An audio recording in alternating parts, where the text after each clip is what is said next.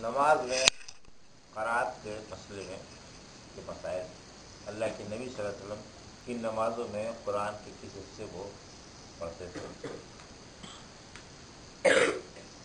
مختلف آیات کا جواب۔ ہمارے ہاں یہ رواج ہے کہ امام جب بعض مخصوص آیت کی تلاوت کرتا ہے تو بعض مختصی نماز میں بآواز بلند ان کا جواب دیتے ہیں۔ یہ درست نہیں ہے، کیونکہ سننے والے کو آیات کا جواب دینے کے بارے میں کوئی صحیح روایت نہیں ہے۔ ہاں، بعض آیات کی تلاوت کے بعد امام یا منفرد قاری اپنے طور پر ان کا جواب دے تو جائز ہے۔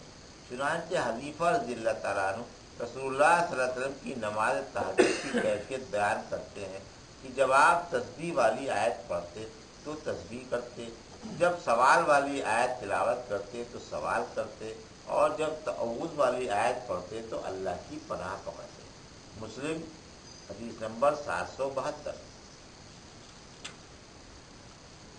ابن عباس رضی اللہ تعالیٰ عنہ جب سبح اسم ربک الاعلیٰ پڑھتے تو سبحان ربی الاعلیٰ کہتے۔ ابو داؤد حدیث نمبر 883۔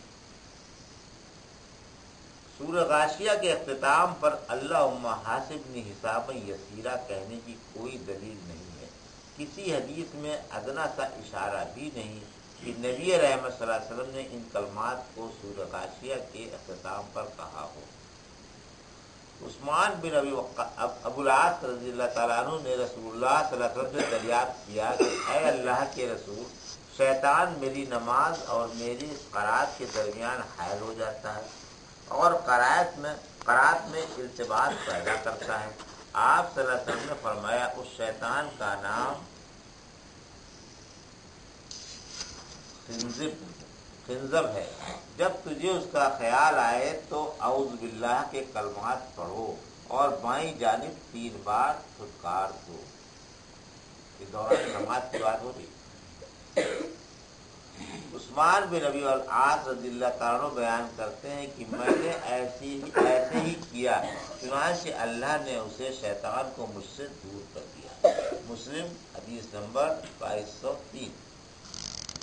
اور ان نماز کو دوران نماز کوئی سوچ آنے پر نماز باطل نہیں ہوتی۔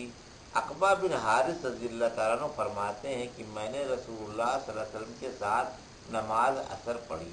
نماز کے بعد آپ فوراً کھڑے ہو گئے اور ازواج مطہرات کے پاس تشریف لے گئے، پھر واپس تشریف لائے۔ صحابہ رضی اللہ تعالیٰ عنہ کے چہروں پر تعجب کے آثار دیکھ کر فرمایا، مجھے نماز کے دوران یاد آیا کہ ہمارے گھر میں سونا رکھا ہوا ہے اور مجھے ایک دن یا ایک رات کے لیے بھی اپنے گھر میں سونا رکھنا پسند نہیں، لہذا میں نے اسے تقسیم کرنے کا حکم دیا۔ بخاری حدیث نمبر 851۔ دوران نماز اللہ کے نبی صلی اللہ علیہ وسلم کو بھی خیال آیا یہ کہ میرے حجرے میں سونا رکھا ہوا ہے جس کی تقسیم کا حکم میں نے نہیں دیا۔ آپ نے نماز پڑھی، فوراً ہی حجرے میں تشریف لے گئے اور پھر واپس آئے۔ تو دوران نماز اگر کوئی بھی خیالات ہمارے آپ کے ذہن میں چل رہے ہوں، آ رہے ہیں، اس سے نماز جو ہے وہ آپ کی باتیں نہیں ہوتی۔ یہ ایک بشری فطرت ہے، اس پہ ہمارا آپ کا کوئی زور نہیں۔ عبداللہ بن شریف رضی اللہ تعالیٰ فرماتے ہیں کہ میں نے رسول اکرم صلی اللہ علیہ وسلم کو نماز پڑھتے دیکھا۔ نماز میں رونے کی وجہ سے آپ صلی اللہ علیہ وسلم کے سینے سے چکی چلنے کی آواز آ رہی۔ ابو داؤد حدیث نمبر 904۔ اس کے بعد تو نماز کی قرات ہوگی کہ نماز رفع دین، یہ بھی ایک نماز کی دوران ایک اہم سنت ہے جو اللہ کے نبی صلی اللہ علیہ وسلم نے اپنے آخری وقت تک اپنی نماز میں اس کو شامل رکھا ہے، طریقے کو۔ تمام احادیث اس کے اوپر ہیں، لیکن ہمارے جو علماء کرام ہیں انہوں نے اپنے اپنے مسلکوں میں بڑھ کر کے اللہ کے نبی صلی اللہ علیہ وسلم کی صحیح احادیث سے پتہ نہیں کیوں اجتناب کیا ہوا ہے، ابھی مجھے اتنا اتنا علم تو نہیں ہے کہ میں ان پر تنقید کر سکوں، لیکن اتنا ضرور ہے کہ اللہ کے نبی صلی اللہ علیہ وسلم کی صحیح حدیث جاننے کے بعد اس پر خود بھی عمل پیرا ہوں، اور آپ لوگوں کو بھی یہی کہنا چاہتا ہوں کہ اللہ کے نبی صلی اللہ علیہ وسلم کا اگر صحیح فرمان آپ کو صحیح کتابوں میں درج کیا ہوا مل جائے اور خود اس کی تصدیق بھی آپ کر لیں تو اس پر عمل پیرا ضرور ہوں، ورنہ اللہ کے نبی صلی اللہ علیہ وسلم کی حدیث سے انکار کی فتنے کا سبب ہوں۔ رفع دین یعنی دونوں ہاتھوں کا اٹھانا نماز میں 4 جگہ ثابت ہے۔ نماز شروع کرتے وقت وہ جو ہم لوگ کرتے ہی ہیں ہمیشہ، تکبیر تحریمہ، اللہ اکبر، بغیر ہاتھ اٹھائے کانوں تک یا کان کی لو تک کی نماز ہی شروع نہیں ہوتی۔ ایسا ہاتھ اٹھانے میں تو کسی کو قباحت نہیں ہے، الحمدللہ سبھی اس پہ قائل ہے۔ دوسرا، رکوع سے قبل، رکوع میں جانے کے وقت، اللہ کے نبی صلی اللہ علیہ وسلم اس میں بھی رکوع میں جانے سے قبل جو ہے کندھوں تک کی ہاتھ اٹھا کر کے دونوں، پھر اس کے بعد جاتے تھے۔ تیسرا، رکوع کے بعد جب رکوع سے سر اٹھا کر کے قومے میں سیدھے کھڑے ہوتے تھے تو بھی آپ کندھے تک ہاتھ اٹھاتے تھے۔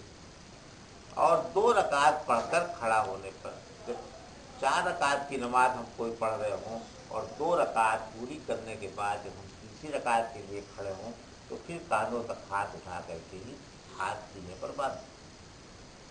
ان مقامات پر رفع دین کرنے کے دلائل درج ہیں۔ عبداللہ بن زبیر رضی اللہ تعالیٰ عنہ فرماتے ہیں، میں نے ابوبکر صدیق رضی اللہ تعالیٰ عنہ کے پیچھے نماز پڑھی، وہ نماز کے شروع میں اور رکوع سے پہلے اور جب رکوع سے سر اٹھاتے تھے تو اپنے دونوں ہاتھ کندھوں تک اٹھاتے تھے اور کہتے تھے کہ رسول اللہ صلی اللہ علیہ وسلم بھی نماز کے شروع میں، رکوع سے پہلے اور رکوع سے سر اٹھانے کے بعد اسی طرح رفع دین کیا کرتے تھے۔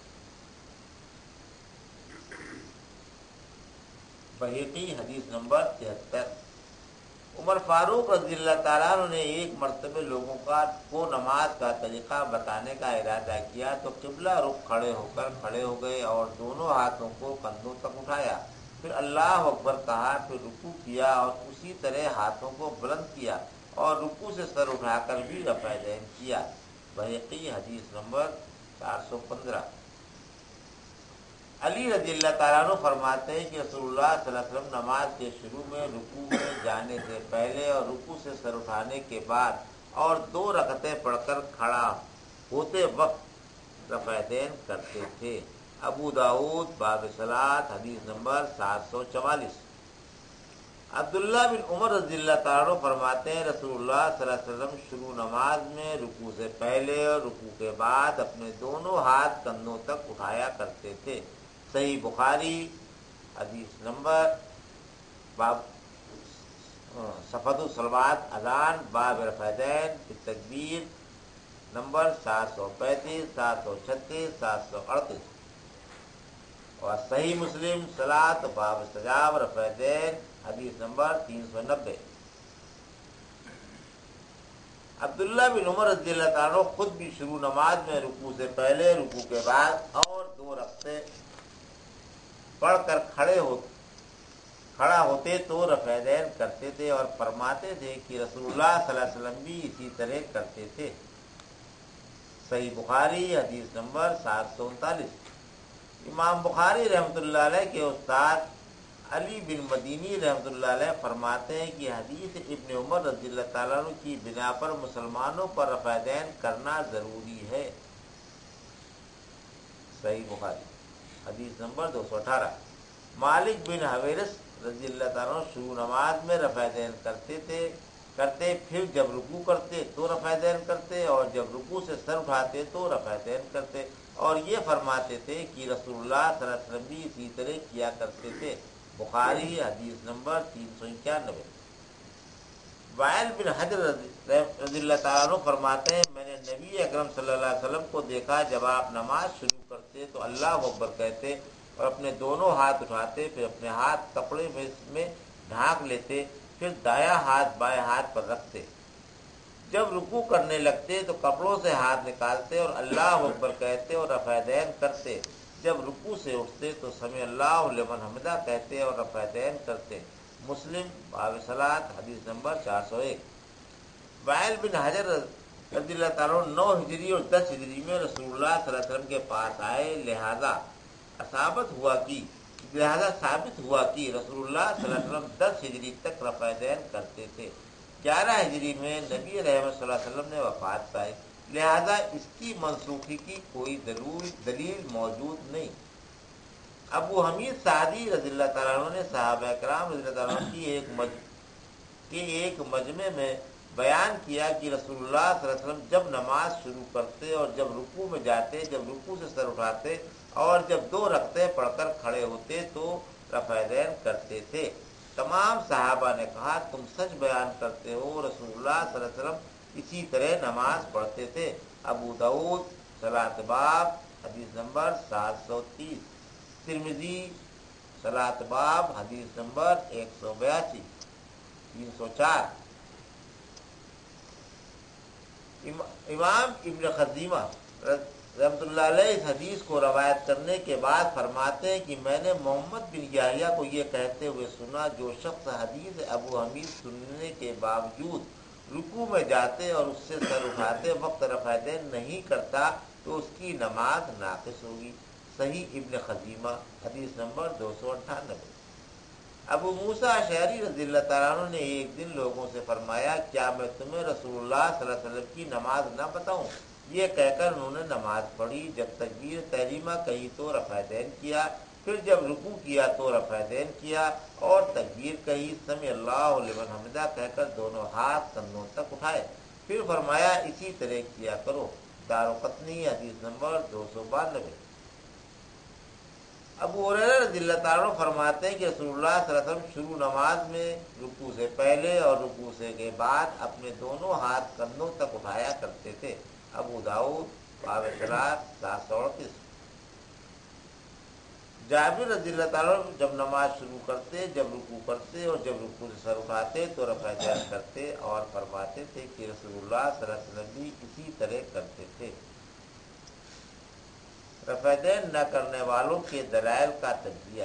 جن احادیث سے رفع دین نہ کرنے والوں کی دلیل دی جاتی ہے ان کا مختصر تجزیہ انشاءاللہ اگلی